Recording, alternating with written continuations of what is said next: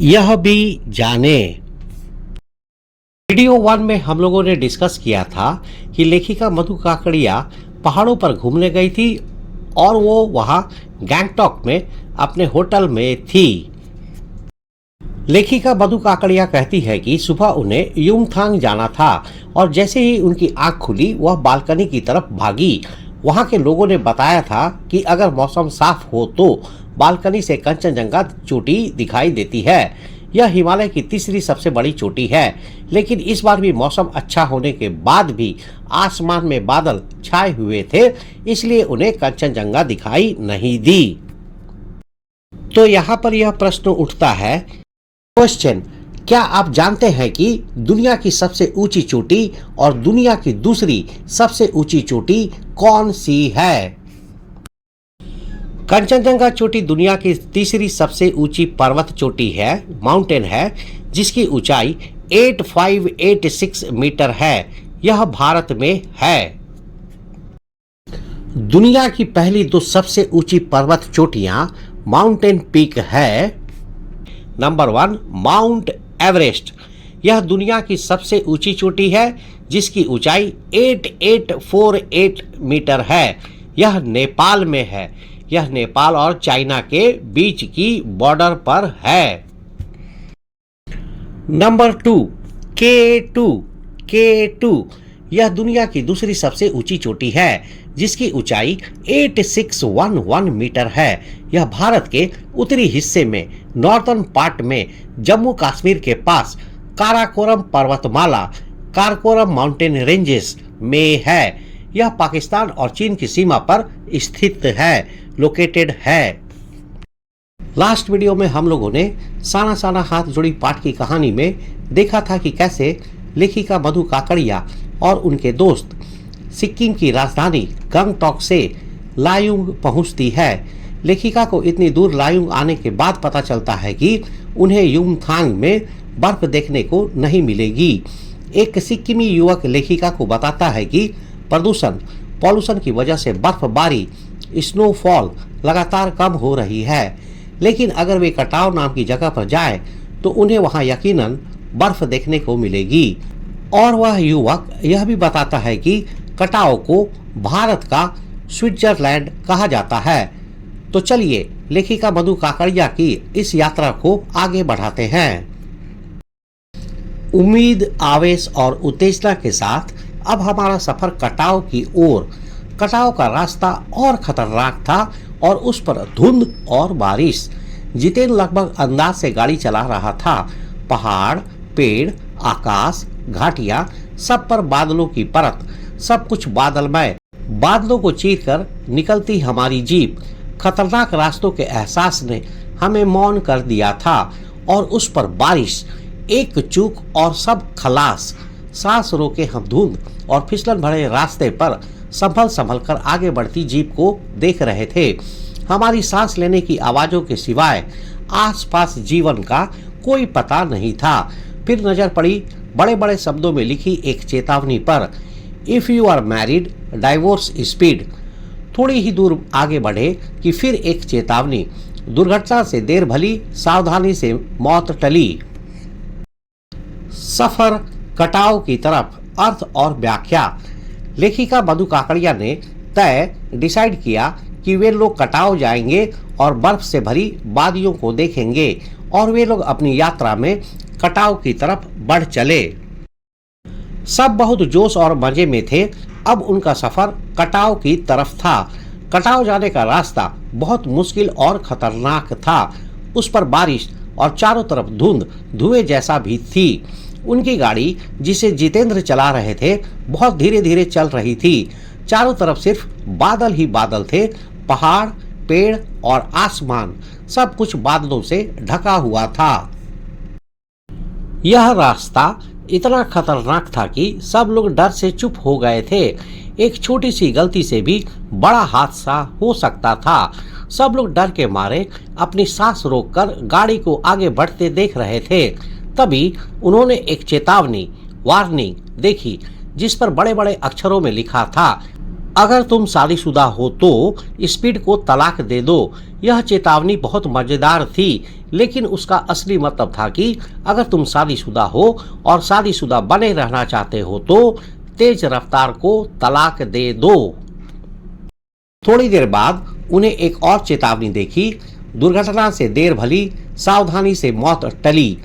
यह सब देखकर सब लोग समझ गए कि यह रास्ता कितना खतरनाक है और उन्हें कितना सावधान रहना चाहिए। करीब आधे रास्ते बाद धुंध छटी और साथ ही सृष्टि और हमारे बीच फैला सन्नाटा भी हटा। नार्गे उत्साहित होकर कहने लगा, कटाओ हिंदुस्तान का स्विट्जरलैंड है। मेरी सहेली मनी स्विट्जरलैंड घूम आई थी। उसने तुरंत प्रतिवाद किया, नहीं, स्विट्जरलैंड भी इतनी ऊंचाई पर नहीं है और ना ही इतना सुंदर। कटाओ हिंदुस्तान का स्विट्जरलैंड, अर्थ और व्याख्या। लगभग आधे रास्ते के बाद चारों तरफ फैली धुंध हट गई। जैसे ही धुंध हटी, सब लोगों के बीच जो डर और खामोशी थी वह भी खत्म हो गई। जितेंद्र खुशी से चिल्लाकर कहने लगा कि कटाओ तो भारत का स्विट्जरलैंड है। लेखिका मधु काकड़िया की सहेली मनी, जो पहले स्विट्जरलैंड घूम चुकी थी, उन्होंने तुरंत जितेंद्र की बात का जवाब दिया। उन्होंने कहा कि स्विट्जरलैंड भी इतना ज्यादा ऊंचाई पर नहीं है और ना ही कटाओ जितना सुंदर। इसका मतलब था कि मनी को कटाओ स्विट्जरलैंड से भी ज्यादा खूबसूरत लगा। हम कटाव के करीब आ रहे थे क्योंकि दूर से ही बर्फ से ढके पहाड़ दिखने लगे थे। पास में जो पर्वत थे वे आधे हरे काले दिख रहे थे। लग रहा था जैसे किसी ने इन पहाड़ों पर पाउडर छिड़क दिया हो। कहीं पाउडर बची रह गई हो और कहीं वह धूप में बह गई हो। नॉर्गे ने उत्तेजित होकर कहा, देखिए, एकदम ताजा बर्फ है। लगता है रात में गिरी है यह बर्फ। थोड़ा और आगे बढ़ने पर अब हमें पूरी तरह बर्फ से ढके पहाड़ दिख रहे थे, साबुन के झाग की तरह सब और गिरी हुई बर्फ। मैं जीप की खिड़की से मुंडी निकाल निकाल दूर दूर तक देख रही थी। चांदी से चमकते पहाड़। बर्फ की पहली झलक, अर्थ और व्याख्या। लेखिका मधु काकड़िया और उनके साथी कटाव के पास पहुंच रहे थे। दूर से ही उन्हें बर्फ से ढके पहाड़ दिखने लगे। पास के पहाड़ आधे हरे और आधे काले दिख रहे थे, जैसे किसी ने उन पर पाउडर छिड़क दिया हो। जितेन बहुत खुश होकर कहता है कि यह बर्फ बिल्कुल ताजा है और लगता है कि यह रात में गिरी है। जब वे थोड़ा और आगे बढ़ते हैं तो उन्हें पूरी तरह से बर्फ से ढके पहाड़ दिखाई देते हैं। यह बर्फ साबुन के झाग की तरह चारों ओर फैली हुई थी। लेखिका बहुत उत्साहित होकर जीप की खिड़की से सिर बाहर निकालकर दूर दूर तक चांदी जैसे चमकते पहाड़ों को देख रही थी। एकाएक जितेन ने पूछा, कैसा लग रहा है? मैंने जवाब दिया, राम रोछो। वह उछल पड़ा, अरे यह नेपाली बोली कहाँ से सीखी? अपनी भाषा के गर्व से उसकी आंखें चमक उठी, चेहरा इतराने लगा और तभी किसी चमत्कार की तरह हल्की हल्की बर्फ एकदम महीन महीन मोती की तरह गिरने लगी। एक सुखद आश्चर्य, अर्थ और व्याख्या। अचानक जितेन ने लेखिका मधु काकड़िया से पूछा कि उन्हें कैसा लग रहा है। लेखिका ने जवाब में नेपाली भाषा में कहा, राम रोछो, जिसका मतलब होता है अच्छा है। यह सुनकर जितेन बहुत खुश हो गया। वह उछल पड़ा और गर्व से उसकी आंखें चमक उठी। उसे बहुत अच्छा लगा कि लेखिका ने उसकी भाषा में जवाब दिया था। और ठीक उसी समय एक चमत्कार की तरह हल्की हल्की बर्फ गिरने लगी। यह बर्फ इतनी बारीक थी कि वह महीन मोतियों जैसी लग रही थी।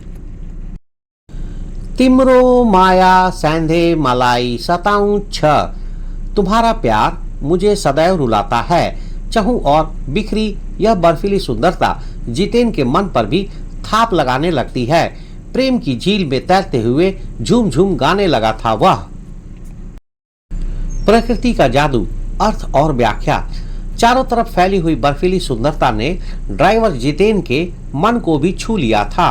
वह इस खूबसूरती से इतना खुश हुआ कि वह झूमकर एक नेपाली गाना गाने लगा, जिसका मतलब था, तुम्हारा प्यार मुझे सदैव रुलाता है। ऐसा लग रहा था मानो वह खुशी और प्रेम की भावना से भर गया हो। हम सभी सैलानी अब जीप से उतरकर बर्फ पर कूदने लगे थे। यहाँ बर्फ सर्वाधिक थी, घुटनों तक नरम नरम बर्फ, ऊपर आसमान और बर्फ से ढके पहाड़ एक हो रहे थे। कई सैलानी बर्फ पर लेटकर हर लम्हे की रंगत को कैमरे में कैद करने में लगे थे। बर्फ से भरे कटाव में अर्थ और व्याख्या। सभी यात्री जीप से उतरकर बर्फ में खेलने लगे थे। यह बर्फ बहुत ज्यादा थी, जो घुटनों तक गहरी और बहुत नरम थी। आसमान और बर्फ से ढके पहाड़ इतने करीब लग रहे थे कि मानो एक हो गए हों। बहुत से लोग इस खूबसूरत पल को कैमरे में कैद करने के लिए बर्फ पर लेटकर तस्वीरें ले रहे थे।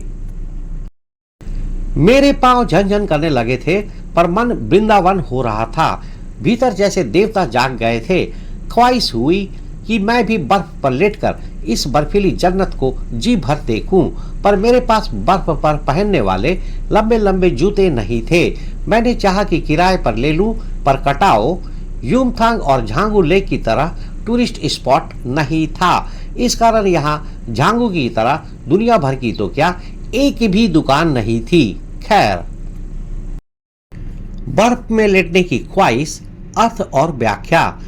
बर्फ की वजह से लेखिका मधु काकड़िया के पैर ठंडे होकर झनझना रहे थे, लेकिन उनका मन बहुत खुश था। उनके भीतर जैसे खुशी की एक नई लहर दौड़ गई थी।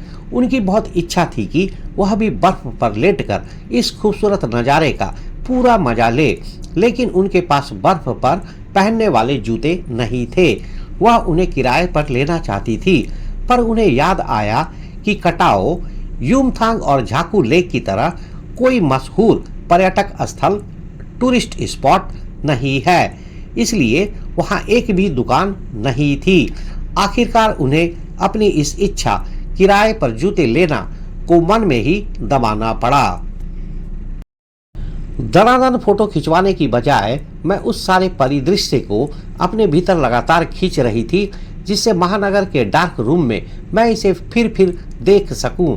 संपूर्णता के उन क्षणों में यह हिम शिखर मुझे मेरे आध्यात्मिक अतीत से जोड़ रहे थे। शायद ऐसी ही विभोर कर देने वाली दिव्यता के बीच हमारे ऋषि मुनियों ने वेदों की रचना की होगी, जीवन सत्यों को खोजा होगा, सर्व भवन्तु सुखिना कहा महामंत्र पाया होगा। अंतिम संपूर्णता का प्रतीक वह सौंदर्य, ऐसा कि बड़ा से बड़ा अपराधी भी इसे देख ले तो क्षणों के लिए ही सही करुणा का अवतार बुद्ध बन जाए। प्रकृति और अध्यात्म का संबंध, अर्थ और व्याख्या। लेखिका मधु काकड़िया फोटो खिंचवाने के बजाय उस सारे खूबसूरत नज़ारे को अपनी आंखों और दिमाग में बसा रही थी, ताकि शहर वापस जाकर वह इसे याद कर सके। इन बर्फीले पहाड़ों को देखकर लेखिका को अपने मन में बहुत शांति महसूस हुई और उन्हें लगा कि वे किसी पुरानी पवित्र जगह पर आ गई है। लेखिका को लगा कि शायद ऐसे ही शांति और सुंदरता के बीच हमारे ऋषि मुनियों ने वेदों की रचना की होगी, जीवन के सच को खोजा होगा और सर्वे भवन्तु सुखिना सभी सुखी हो जैसा महामंत्र पाया होगा। वह सोचती है कि यह सुंदरता इतनी शक्तिशाली है कि अगर कोई बहुत बड़ा अपराधी भी इसे देख ले तो कुछ पलों के लिए ही सही वह दया और करुणा से भरे महात्मा बुद्ध जैसा बन जाएगा।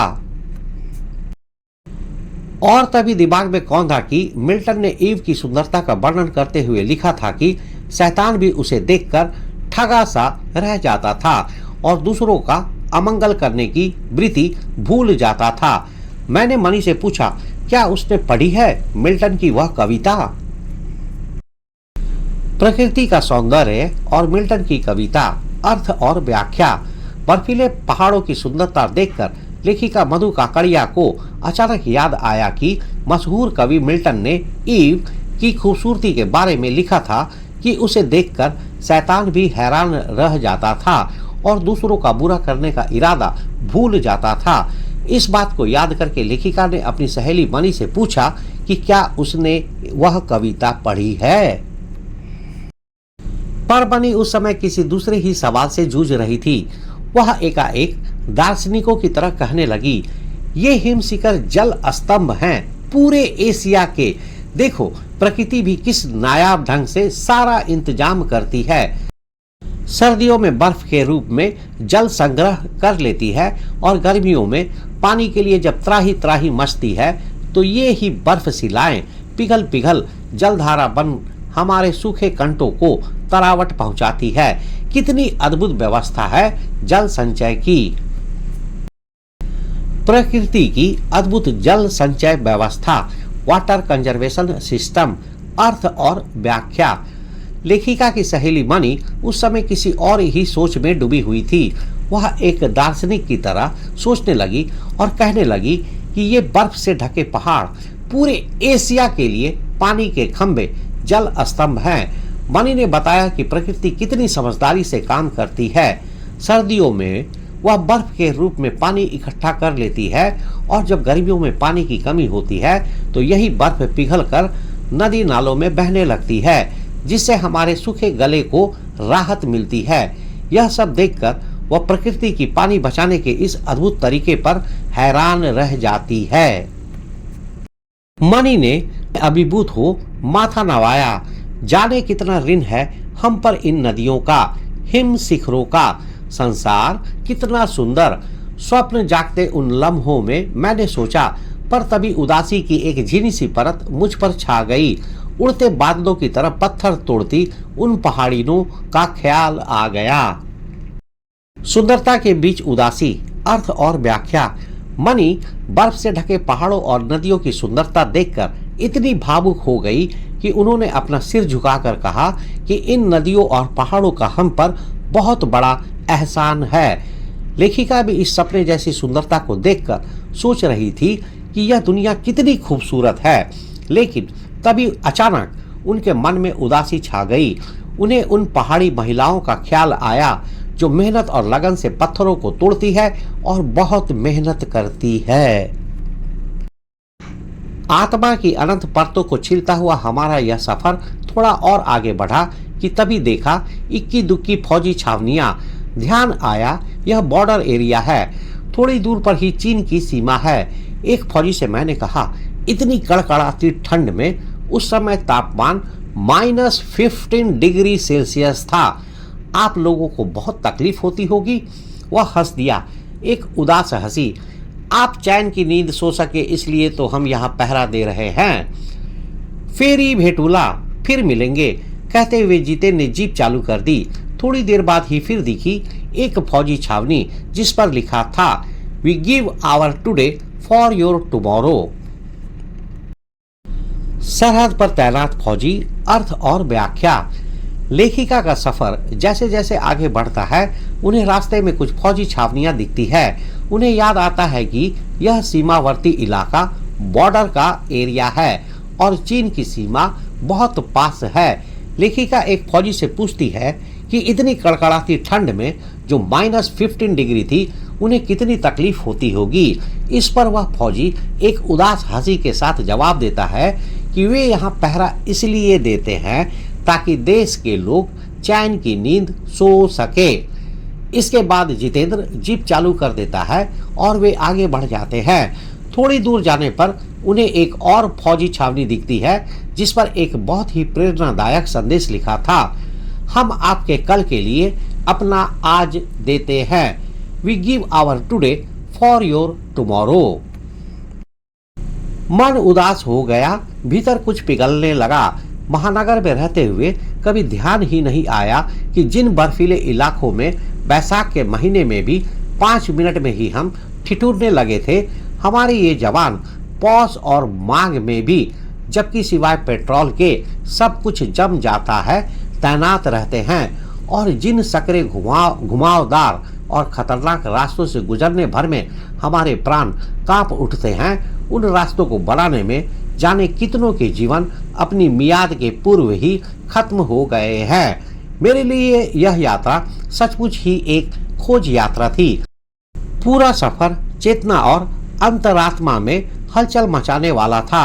बहरहाल अब हम लायुंग वापस लौटकर फिर युमथांग की ओर जितेन कुछ दिन पूर्व ही नेपाल से ताजा ताजा आया था। जवानों का त्याग और एक नई समझ, अर्थ और व्याख्या। फौजी की बात सुनकर लेखिका मधु काकड़िया का मन उदास हो गया और उनके दिल में एक गहरी भावना पैदा हुई। उन्हें एहसास हुआ कि शहर में रहते हुए उन्होंने कभी सोचा ही नहीं था कि जिन बर्फीले रास्तों पर उन्हें कुछ मिनटों में ही ठंड लगती है, वहां हमारे सैनिक साल भर कड़ाके की ठंड में भी पहरा देते हैं जब सब कुछ जम जाता है।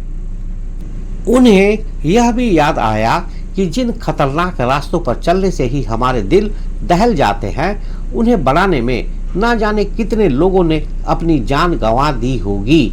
लेखिका को लगा कि यह यात्रा सिर्फ घूमना नहीं बल्कि अपने अंदर झांकने का एक सफर था।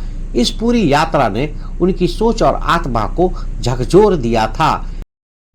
इसके बाद वे लोग लाइंग वापस लौटे और फिर युमथांग की तरफ अपनी यात्रा जारी रखी। मल्टीपल चॉइस क्वेश्चन, बहुविकल्पीय प्रश्न, MCQ। प्रश्न संख्या 1, कटाव जाने का रास्ता कैसा था? आसान और सीधा, चौड़ा और खुला, बहुत मुश्किल और खतरनाक, खुशगवार और आरामदायक। सही उत्तर बहुत मुश्किल और खतरनाक। प्रश्न संख्या 2, रास्ते में लिखी पहली चेतावनी क्या थी?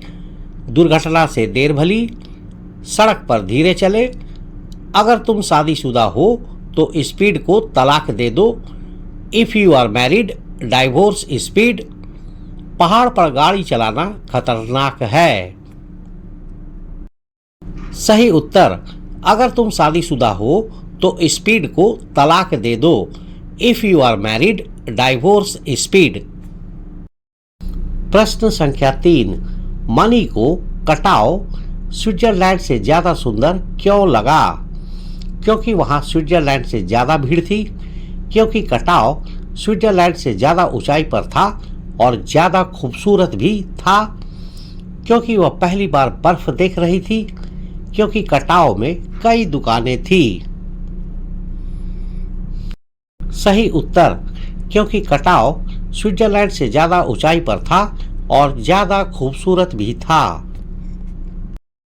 प्रश्न संख्या 4, लेखिका ने जितेन को नेपाली भाषा में क्या कहा और उसका क्या अर्थ है?